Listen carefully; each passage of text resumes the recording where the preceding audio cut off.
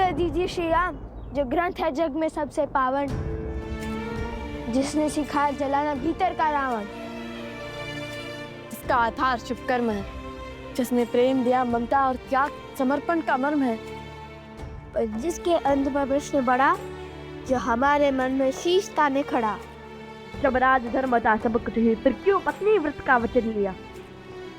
क्यों त्याग दिया उसको, जिसने बरसों संग वन में गमन किया। जो राम है जग में पतित पावन, केवल सीता माँ के कारण। जो पतित का सीता को त्यागा, तो क्या उस राम में भी बसा है एक गुण रावण का? कहिए, क्यों छोड़ दिया आपने अपनी पत्नी को? क्या घटा था ऐसा जिसके कारण आपको ये निर्णय लेना पड़ा? ये व्यक्तिगत निर्णय है। तुम्हारे इस प्रश्न का उत्तर देना नहीं देना ये मेरा निर्णय है। उसका निर्णय जिसका फल पूरी स्त्री जाति पर प्रभाव डाल सकता है, वो व्यक्तिगत नहीं होता। आपको उत्तर देना ही होगा।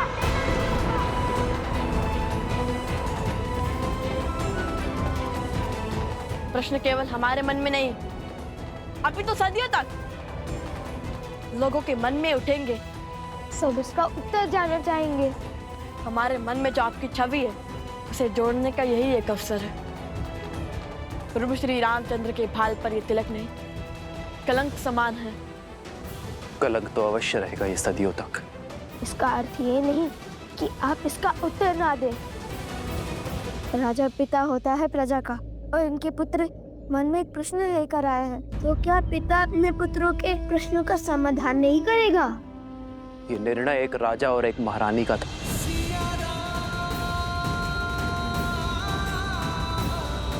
हम दोनों का था।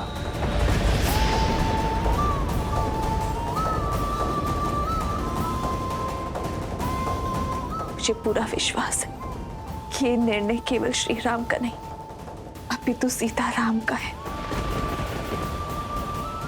तुमने अपना धनुष हटाकर, शीश झुकाकर मर्यादा और धर्म के अनुसार यह प्रश्न मुझसे पूछा है, और एक राजा होने के नाते ये मेरा दायित्व है कि मैं तुम्हारे प्रश्नों का उत्तर दूं। तुम दोनों जानना चाहते हो ना कि अयोध्या के भीतर क्या हुआ था? तो सुनो। सतीत्व की दुहाई देने वाली आज मुंह छिपाकर क्यों जा रही है? दशानन जैसा बलि जिसे पाना चाहे उसे छोड़ कैसे सकता है? यदि हमारे रघुवंशी ऐसा समाज बनाना चाहते हैं जहां स्त्रियों की त्रुटियों पर पर्दा डाला जाए, तो ऐसे तो हम दूसरे नगर में पहुंच जाएंगे भाई। मैं मर्यादा पुरुषोत्तम राम नहीं हूं। मैं ऐसी स्त्री को नहीं अपनाऊंगा जो किसी अन्य पुरुष के साथ रहकर आई हो। हम दोनों अपने राज्य का परित्याग कर देंगे तो ना ही कोई प्रश्न उठेंगे और ना ही कोई उत्तर की अपेक्षा करेंगे। हम दोनों नहीं, केवल मैं आ रहे हैं। जिस क्षण महाराजा राम महारानी सीता को त्यागेंगे, उसी क्षण अयोध्या के सब दुख मिट जाएंगे।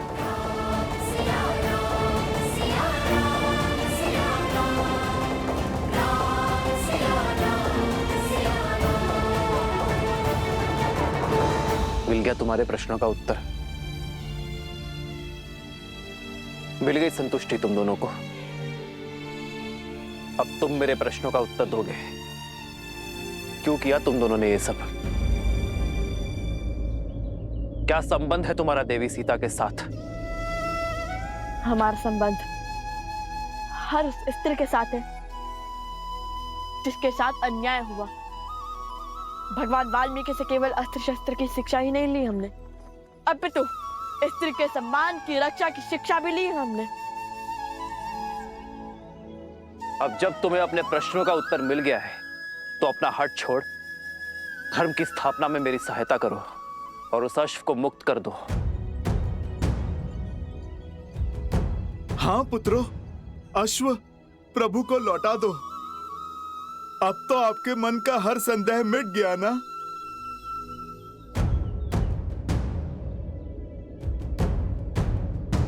अर्थात जिस अयोध्या की प्रजा के लिए यज्ञ हो रहा है, उसी अयोध्या ने माता सीता पर लांछन लगाकर उन्हें आपसे और आपके परिवार से भिन्न कर दिया। आपसे सुख, संपदा और वैभव सब छीन लिया। जिस स्त्री ने बिना एक प्रश्न किए 14 वर्ष आपके साथ वनवास स्वीकारा, जिसने रावण के पास से निकलते ही अपनी परीक्षा का दंश भोगा, उस पवित्र देवी सीता पर इतना घोर लांछन लगाने वाली प्रजा को आपने दंड तक नहीं दिया। आपने उन्हें शांत करने के लिए माता सीता से भिन्न होना चुना। प्रजा के मुख में पत्नी का हर समर्पण भूल गया।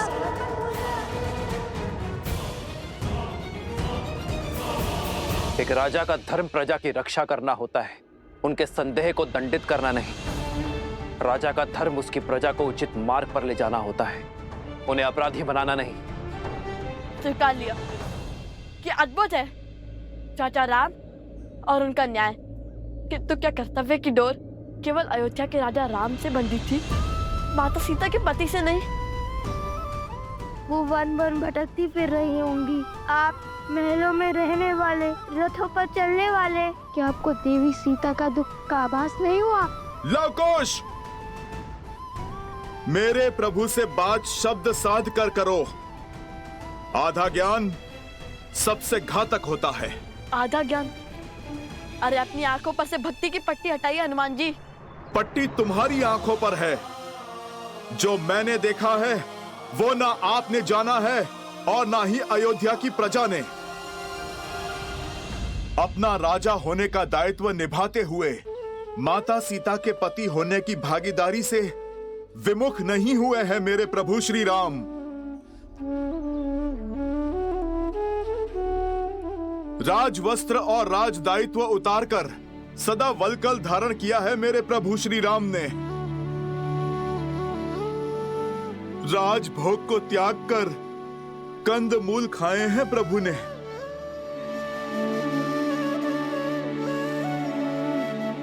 कोमल शैया छोड़कर कृषा पर सोए हैं मेरे प्रभु श्री राम।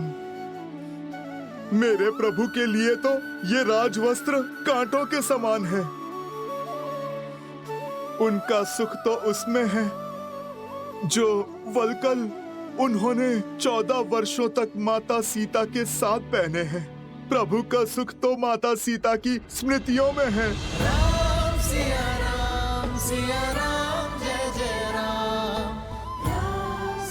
क्षमा करिए, हमें प्रभु श्री राम के त्याग की स्थिति का अनुमान नहीं था।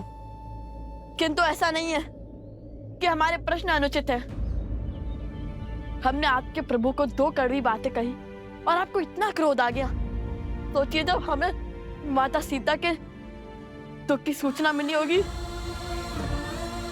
तब हमें कितना क्रोध आया होगा। वे वन वन अकेली फिर रही होंगी, अपनों से दूर, अपने श्री राम से भिन्न।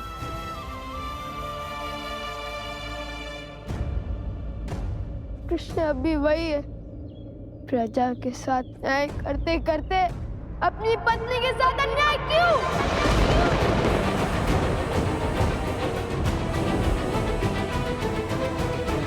ये त्याग आवश्यक था और ये मेरी सीता का निर्णय था, और ये अनुग्रह मुझे स्वीकार करना पड़ा अपनी प्रजा के लिए। अद्भुत। तो फिर राजा का पद क्यों नहीं त्याग दिया?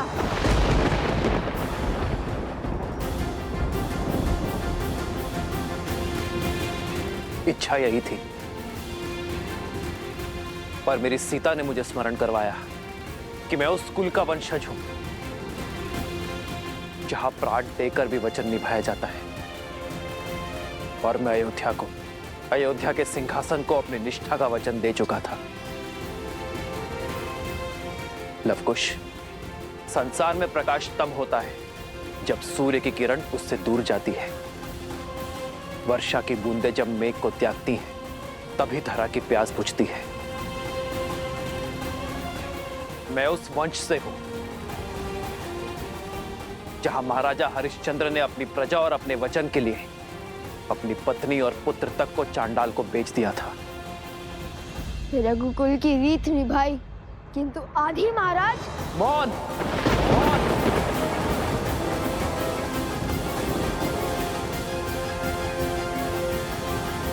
कि भूल चुप नहीं जाएगी महाराज।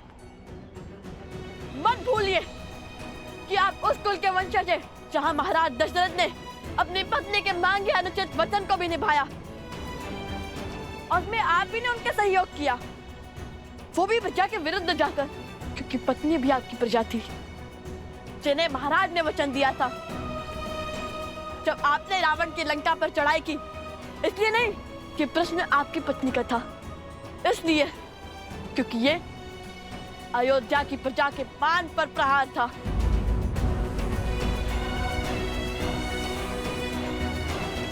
ठीक कहा आपने, सूर्य को किरण से अलग होना पड़ता है प्रकाश के लिए, तो चलता है किंतु उसके अंदर छाव नहीं होती। आप रघुकुल के सूर्य हैं, आप वो दीपक कैसे बन गए जिसके तले अंधकार है?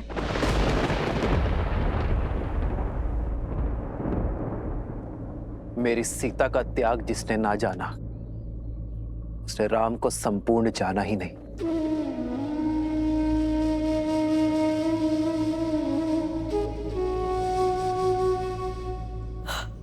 आज नहीं तो कल आपके निर्णय पर प्रश्न उठेंगे जिनके उत्तर के बिना रामायण संपूर्ण नहीं होगी।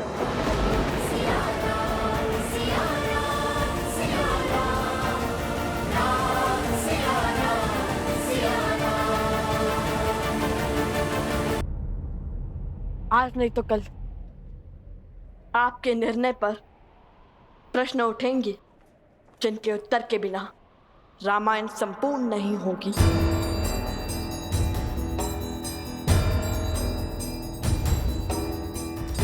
इस प्रश्न का उत्तर सीता के त्याग का केवल यही पीढ़ी नहीं, आने वाली हर पीढ़ी आभार मानेगी। जिस आने वाली पीढ़ी की आप बात करते हैं, वो पीढ़ी माता सीता के मुख से इस त्याग की कहानी को सुनना चाहती है। ढूंढिए माता सीता को, उन्हें स्वीकारिए। माता सीता का स्थान कोई स्वर्ण मूर्ति नहीं ले सकती। सीता यहां नहीं आ सकती। तुम दोनों अब ये वाद विवाद छोड़ दो और अश्व को मुक्त कर दो। उद्दंडता की भी सीमा होती है। उद्दंडता की सीमा तो अयोध्या की प्रजा ने पार की थी, उसने जिसके लिए आपने त्याग किया, जिसके कारण एक निर्दोष नारी को अपना पति, अपना परिवार और घर छोड़कर जाना पड़ा। मौन, मौन।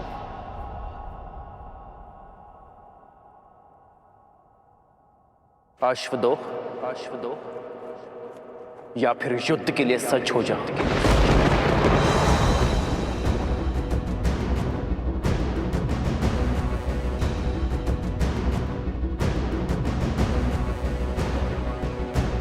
यदि आप माता सीता को खोज कर नहीं लाएंगे, उन्हें पुनः नहीं अपनाएंगे, तो हम भी अश्व नहीं छोड़ेंगे।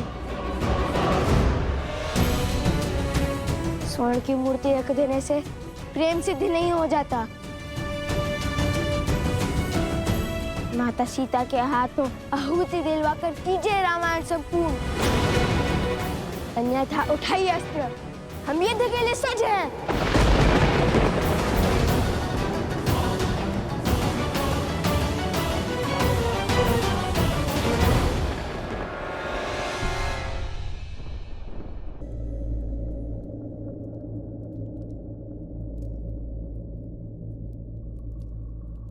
लवकुश अब तक नहीं आए।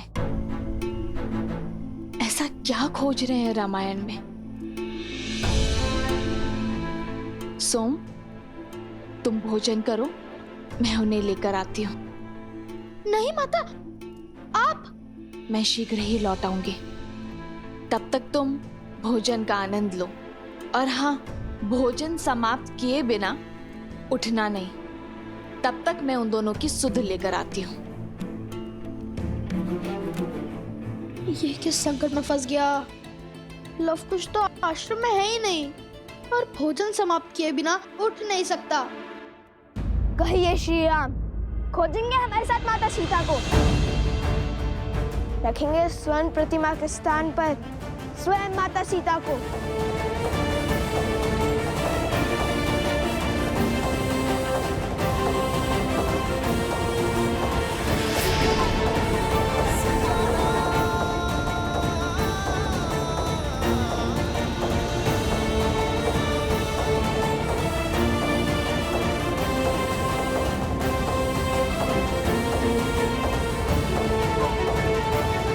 मैं तुम दोनों को क्षमा कर सकता हूं, बिना युद्ध के इस अश्व को लेकर जा सकता हूं, किंतु जो शस्त्रहीन और दुर्बल पर वार करते हैं वो क्षमा के नहीं, मेरे दंड के भागी होते हैं।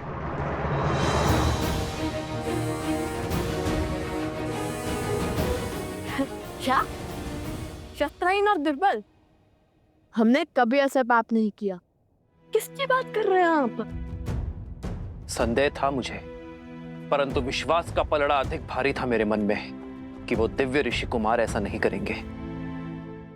परंतु कथनी और करनी में अंतर दिख रहा है मुझे। मैं तुम्हारे पाप का दृश्य देखकर आया हूं। लज्जा से नेत्र झुक गए मेरे। अपनी शक्ति का प्रदर्शन करने के लिए तुम दोनों ने पूरे गांव को भस्म कर दिया।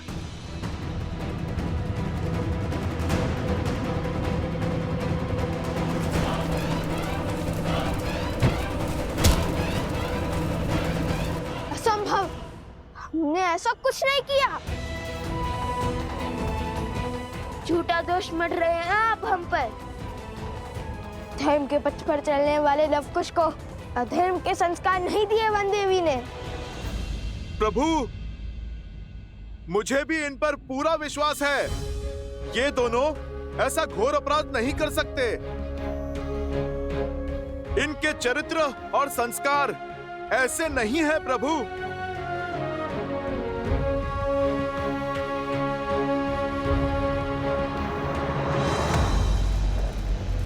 अच्छा हुआ भैया, हमने उस गांव पर अपनी माया का खेल नहीं खेला। लवकुश बनकर गए अवश्य, पर सत्य में त्राही त्राही मचाकर लौट आए। यदि हम उन गांव वालों के साथ सम्मिलित हो जाते तो सत्य की मूरत वो राम क्षण भर में हमें पहचान लेता। अब जो बीज बोया है उसका फल पकते हुए देखना है। शीघ्र ही राम का क्रोध हर सीमा लांघ जाएगा। और कहते हैं ना, क्रोध विवेक का शत्रु होता है। श्री राम, आपको अवश्य ही कोई अनुचित सूचना मिली है। यदि यह विश्वास है, अब भी हमारे से धड़ से अलग कर दीजिए। आपसे जीतना तो वैसे भी असंभव है हमारे लिए, किंतु माता सीता के सम्मान के लिए यह युद्ध अंतिम श्वास तक लड़ेंगे हम।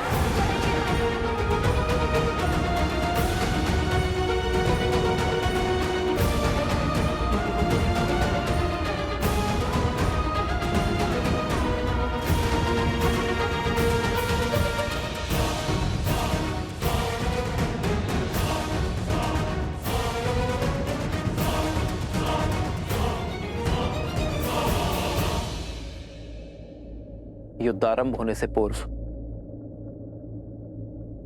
मेरी एक अंतिम बात और सुन लो। व्यक्ति का जीवन उस पर उसके माता पिता का ऋण होता है। मैं नहीं चाहता कि तुम उनकी अनुमति के बिना, उनकी जानकारी के बिना ये युद्ध लड़ो। जाओ और जाकर अपने माता पिता और अपने परिजनों से मिलकर आओ। कदाचित तुम्हारे माता पिता तुम्हें समझा पाए, तुम दोनों को अपनी भूल का आभास करवा पाए। कौन है तुम्हारे पिता?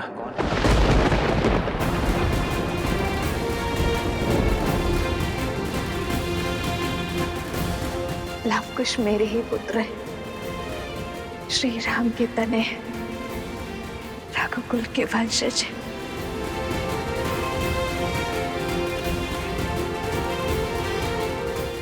योद्धा के लिए उसके कुल का नाम होना आवश्यक है। हमारी माता ही हमारे पिता हैं।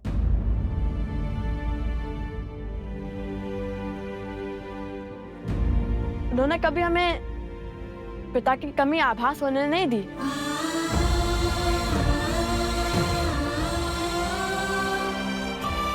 मैं किसी के कुल पर प्रश्न नहीं उठा रहा, पर क्या तुम दोनों की माता को तुम्हारे इस कर्म का ज्ञान है? नहीं। तो जाओ और अपनी माता को इस निर्णय से अवगत कराओ। हो सकता है कि इस सत्य जानकर वो तुम दोनों को यह अनर्थ करने से रोक दे।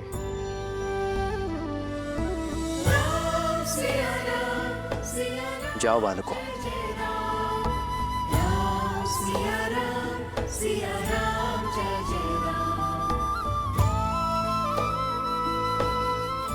हनुमान जी, हमारे अश्व की रक्षा का दायित्व आपका है। वचनबद्ध हैं आप। राम सिया राम जय जय राम।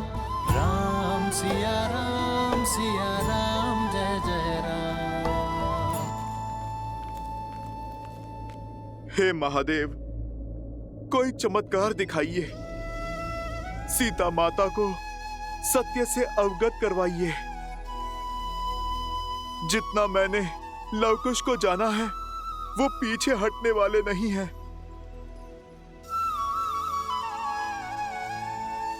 महादेव, अब तो आपके ही अंश श्री राम भक्त हनुमान ने गुहार लगाई है। आप तो नियति का खेल बदल सकते हैं ना। सीता को सत्य का ज्ञात कराइए, अन्यथा एक पिता अपने पुत्रों के अंत का कारण बन जाएगा। ये तो आप भी जानते हैं ना कि लव और कुश श्री राम से नहीं जीत पाएंगे। यदि ये युद्ध हुआ तो श्री राम लव कुश को मार देंगे। महादेव, आप मौन क्यों हैं? कुछ कीजिए महादेव। अरे माता, कहाँ चल रहे हैं आप? बाहर संकट है, आप भी ने तो कहा था। हाँ, वो मैं। आप तो लवकुश को खोजने निकली थी ना? हाँ। कहाँ है लवकुश? अरे हाँ, वो तो अध्ययन कक्ष में है ना, रामायण के अध्ययन में। मैं उन्हें देखकर आती हूँ। हाँ, वही होंगे, और कहाँ जाएंगे?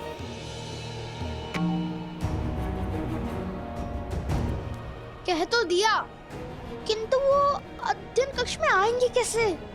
आज हर भेद खुल जाएगा।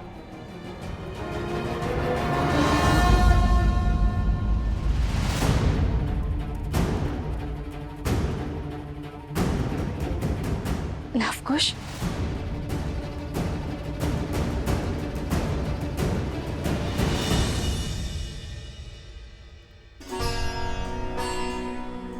मारे गए।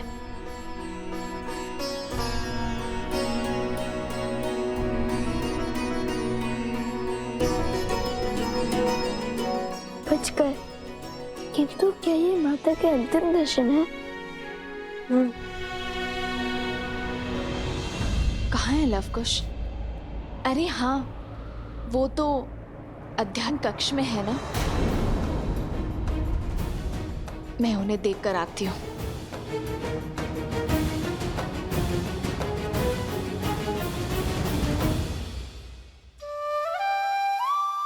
बाल बाल बचा भी इसी क्षण निकल जाता हूँ, अन्यथा ये सियाराम के लाल मुझे पुनः फंसा देंगे।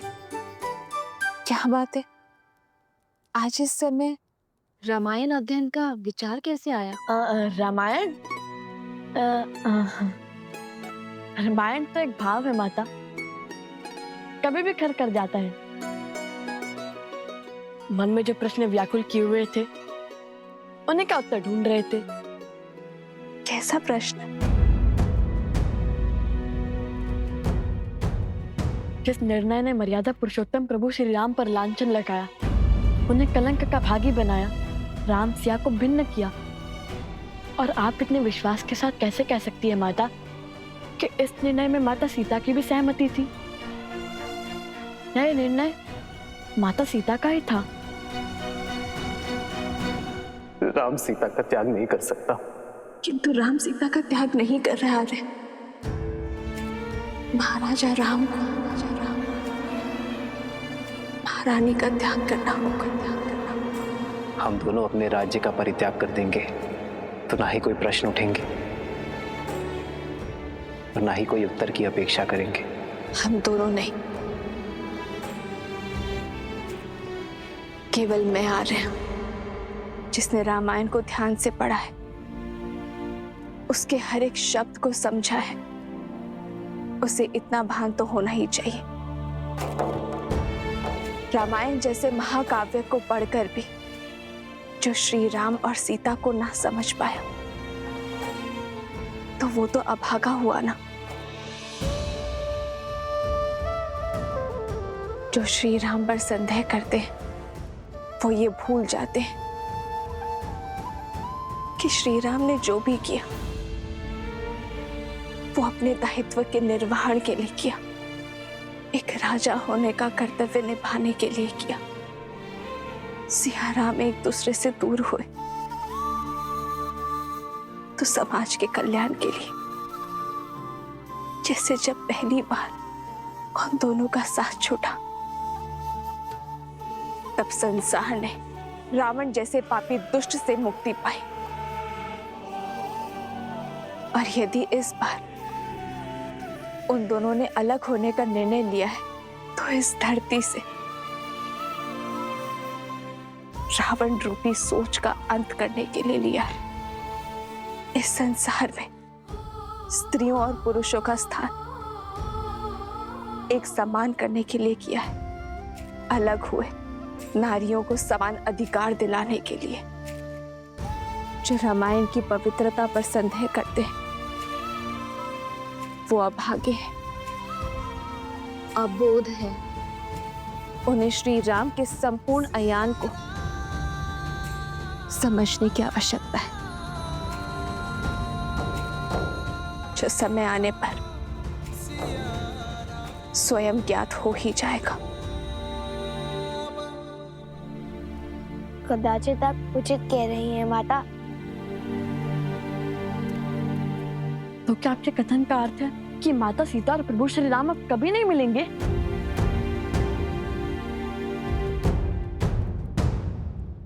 नियति चाहे जितना चाह ले, धरती को आकाश से दूर करने का, किंतु क्षितिज में जाकर सांझ का मंद तेज दोनों को एक कर ही देता है। हाँ, मैं ये नहीं जानती कि सिया राम के जीवन में वो सांझ कब आएगी? माता, वो समय हम लाएंगे जब प्रभु श्री राम और माता सीता फिर से एक होंगे। क्षितिज, हम करेंगे रामायण संपूर्ण।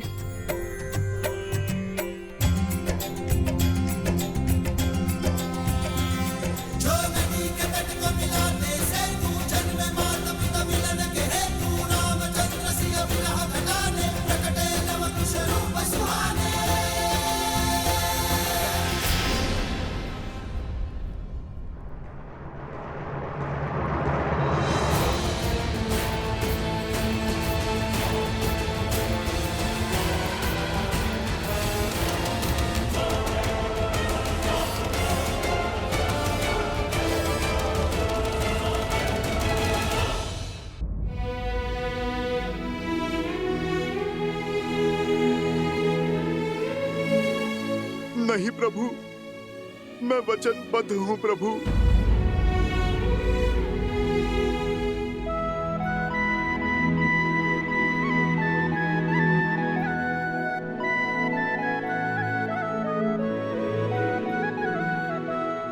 मैं तुम्हें वचन तोड़ने के लिए बात ही नहीं करूंगा हनुमान। लगता है एक राम भक्त को दूसरे राम भक्त से अधिक मोह हो गया है, या कदाचित भक्त के मन में भी विद्रोह ने जन्म ले लिया। क्षमा कर दीजिए भगवान वाल्मीकि, अब मुझे आपका वचन तोड़ना होगा। मुझे हर पाप का दंश स्वीकार है, किंतु पिता के हाथों पुत्र की मृत्यु होते देखने का महापाप नहीं। कुछ साधारण ऋषि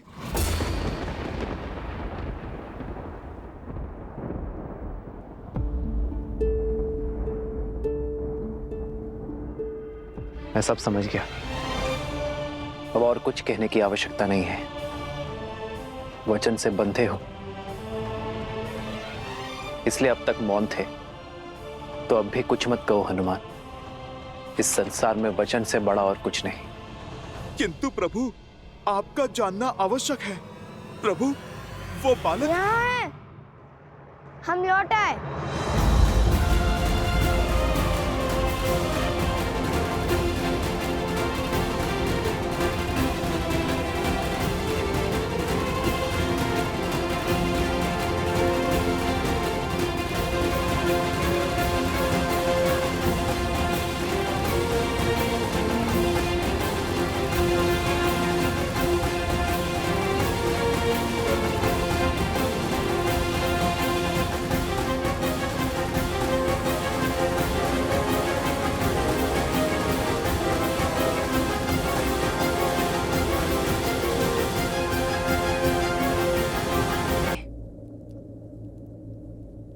पुनः आश्रम वासियों के प्राण संकट में नहीं डाल सकती। मुझे अकेले ही जाना होगा।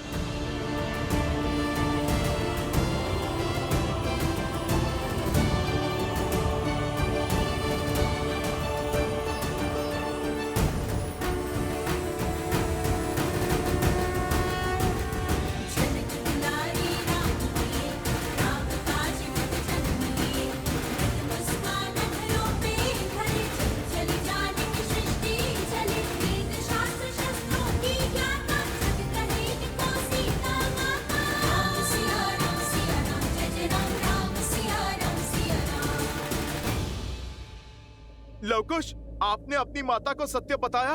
मुख से तो नहीं कहा, किंतु संकेत अवश्य दे दिया हनुमान जी।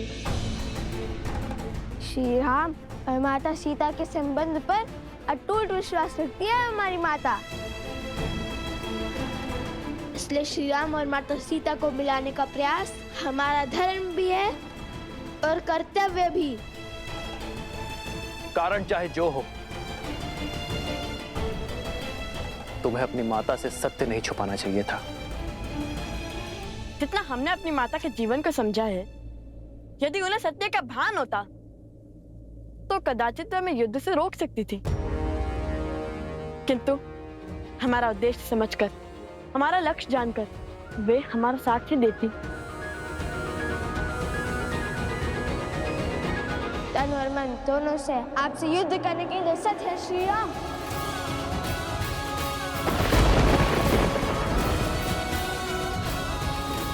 अश्व पकड़कर जो चुनौती ली है, उससे पीछे नहीं हटेंगे लवकुश।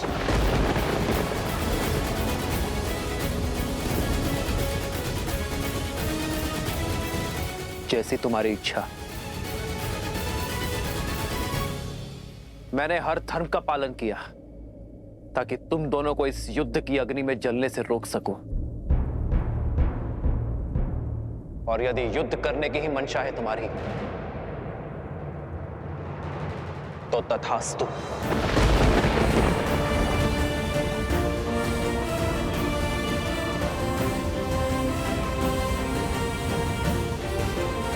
माता, कहाँ हैं आप? पुत्र और पिता दोनों एक दूसरे पर शस्त्र तानने को तत्पर हैं। आ जाइए माता और रोक लीजिए इस विनाश को।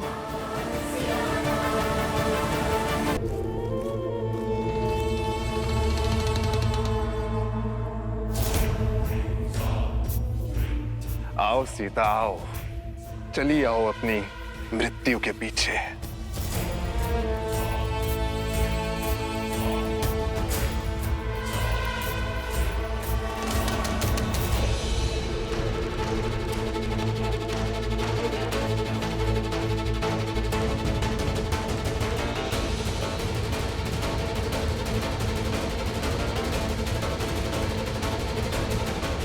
ये पक्षी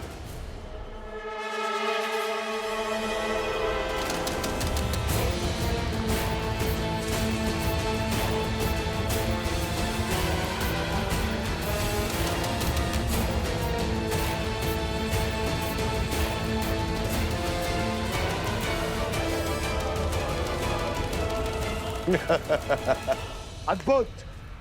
शक्ति को युक्ति से काटा है तुमने शूर्पणखा। क्या योजना बनाई है सीता को राम और लव कुश के युद्ध से दूर ले जाने की। सीता का आश्रम में वास इस युद्ध में बाधा डाल सकता था, और अब हम हार का भार नहीं उठा सकते हैं भैया। अब जब राम लवकुश पर अस्त्र चलाएगा और जब लवकुश उसके वार का प्रतिकार देंगे, और तब उस क्षण का साक्षी समस्त त्रिलोक बनेगा। और ऐसे में ये बात सीता तक ना पहुंचे, ये तो असंभव है। इसलिए सीता को इस युद्ध और युद्ध भूमि से दूर ले जाना अति आवश्यक था भैया। और वचन से बंधा वो हनुमान चाह कर भी अपना मुख नहीं खोल पाएगा और चुपचाप इस विनाश का स्वांग देखता रहेगा। उत्तम शूर्पणखा, उत्तम।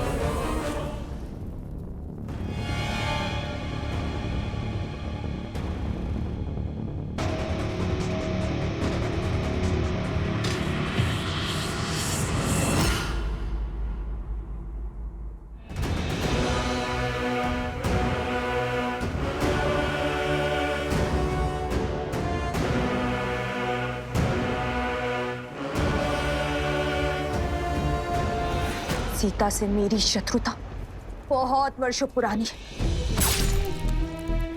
बहुत गहरे घाव दिए हैं उसने मुझे।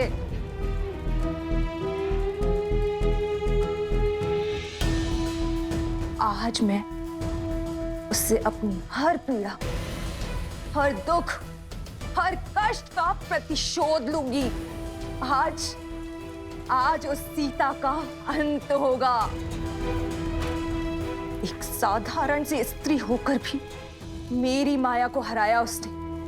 मेरे तिरस्कार का कारण बनी वो। मेरे कुल को लील गई और मेरे भ्राता को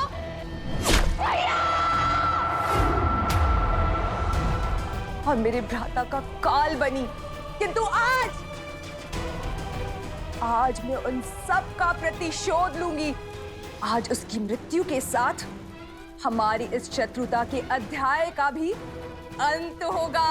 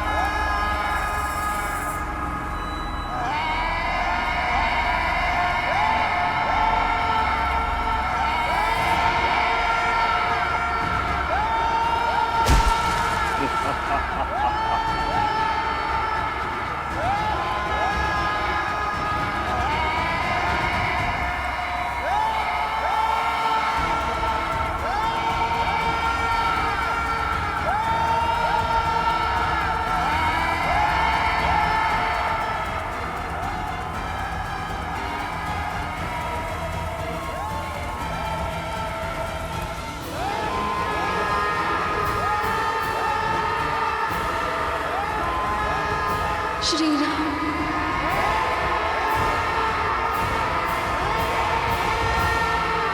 आज हमारी चाल केवल राम सिया की नहीं बल्कि समस्त रघुवंश का अंत कर देगी। रघुवंश के विनाश का शंखनाद हो चुका है भैया, और अंत के इस अध्याय का आरंभ हो चुका है। रघुकुल ने सदा ही ऋषि मुनियों के हर कार्य को सिद्ध किया है, उनके पूजा पाठ को सुरक्षा का कवच दिया है। रघुकुल का एक भी तीर किसी ऋषि के विरुद्ध नहीं चला है, किसी मुनि के तन को छलनी नहीं किया है। और यदि मैं राजा होकर यह युद्ध लड़ूंगा तो न्याय की हानि होगी।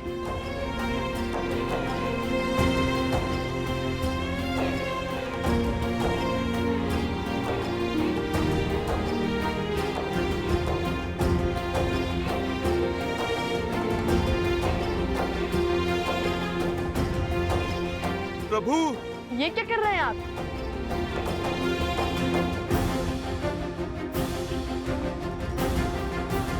राजा के आभूषण उसकी पहचान होती है, आप ये क्यों उतार रहे हैं? राजा, तुम्हारी दृष्टि में जो अपराधी है वो राजा राम नहीं, सीता का पति राम है। और एक पति का सीधा संबंध उसकी पत्नी के साथ होता है। जिसकी पत्नी वनवासी है, श्रृंगार और आभूषण धारण नहीं करती, तो तुम्हारे प्रश्न और प्रहार का उत्तर देते हुए ये पति भी आभूषण धारण नहीं कर सकता। और दूसरी बात, शास्त्रों के अनुसार एक राजा का ऋषि कुमारों से युद्ध करना वर्जित है, किंतु ऋषि कुमारों में द्वंद्व संभव है। तो इसलिए आज ये राजा राम कुछ समय के लिए अपना राजसी रूप त्याग कर एक वनवासी की भांति युद्ध लड़ेगा। श्री राम श्री राम श्री राम श्री राम श्री राम श्री राम श्री राम श्री राम। ना पिता को सत्य का भान है और ना ही पुत्रों को।